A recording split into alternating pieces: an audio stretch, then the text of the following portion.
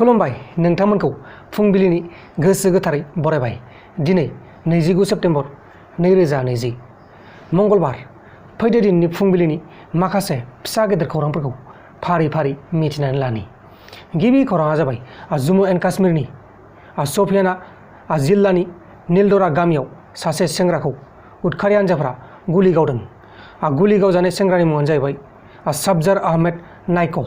मानसिया थैयासै नाथाय गोब्राब जखम मोनदों। नाइकआ ब्लक डेभेलपमेन्ट काउन्सिलाव साख्रि मावोमोन।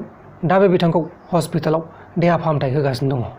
लोगोसे मध्य प्रदेशनि डाइरेक्टर जेनेरेल अफ पुलिस मासियाव साख्रि मावग्रा पुरुषोत्तम शर्माखौ साख्रिनिफ्राय सासपेन्ड खालामनाय जाबाय।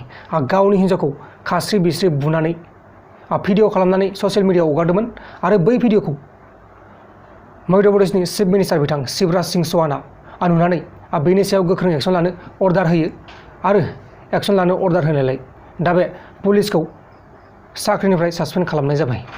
गुबुन फारसेथिं आसामनि गिबिसिन आइजो गिबि मन्थ्रि आनवारा ताइमुर बिथाङा मैयाहाय अस्ट्रेलिया हादोराव जोबथाहांबोबाय। बिथाङा 1980 मायथाइयाव गिबि मन्थ्रि मासियाव जायगा मोन्दोंमोन बा भट गेलेनानै देरहादोंमोन। बिथाङा गिबिसिन आइजो मन्थ्रिमोन जोंनि बे आसामनि। अब्ला दानिया फैलायदो गुबुन खौराङाव। गुबुन खौराङा जाबाय डिब्रुगड़ आसाम मेडिकेल कलेजनि बारग' प्रिन्सिपाल डक्टर रतन कुमार कटकि बिथाङा कर'ना भाइरास बेमार जानानै थैनांगौ जाबाय।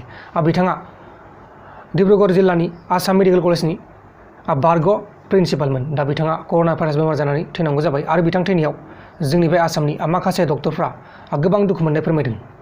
लोगोसे आसाम पुलिसनि पेपार लिक जानाय जाथायनि दायाव आरोबाव गासै 6 जन सुबुंफोरखौ एरेस्ट खालामनाय जाबाय। बे जाथायाव गासै 19 जन सुबुंफोरखौ एरेस्ट खालामनाय जाबाय।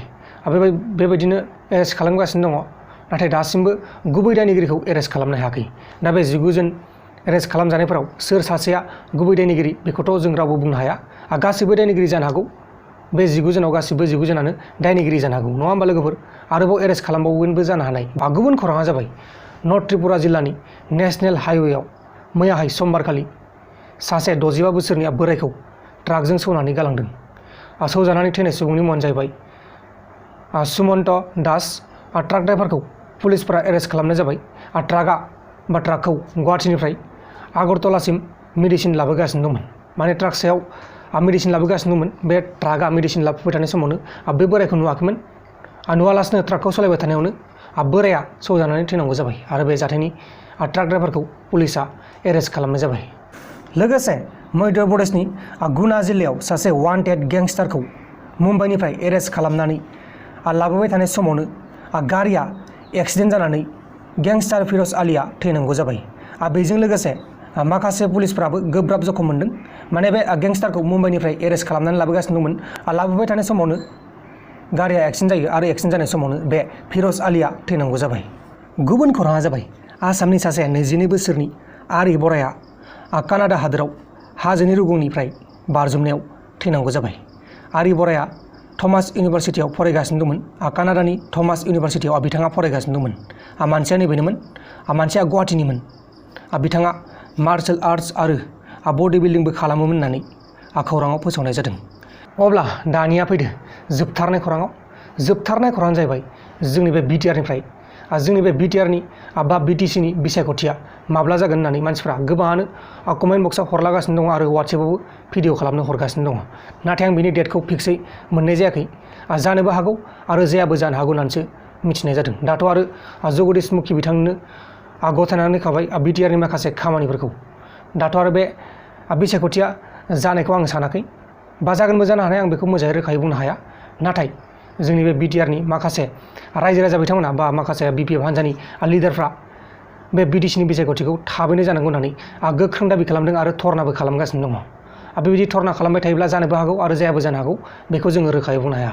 लोगोफोर, दिनैनि फुंबिलिनि रादाबफोरा बेखिनिल'मोन। जुदि नोंथांमोना आंनि बे भिडिअखौ मोजां मोनदों अब्ला भिडिअखौ शेयार खालाम नोंथांनि लोगोनो। दा बेलासियाव मोनसे रादाब फैगासिनो दं, बेलासिनि रादाब नोंथांमोना नायबानो जाबाय। आरो लोगोफोर, नोंथांमोना जुदि दासिमबो आंनि बे प्रान्जल नार्जारि इउटुब चेनेलखौ साबस्क्राइब खालामाखै अब्ला अन्नानै साबस्क्राइब खालाम।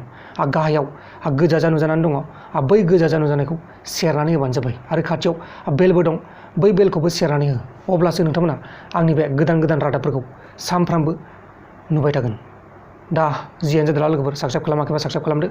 बाय बाय।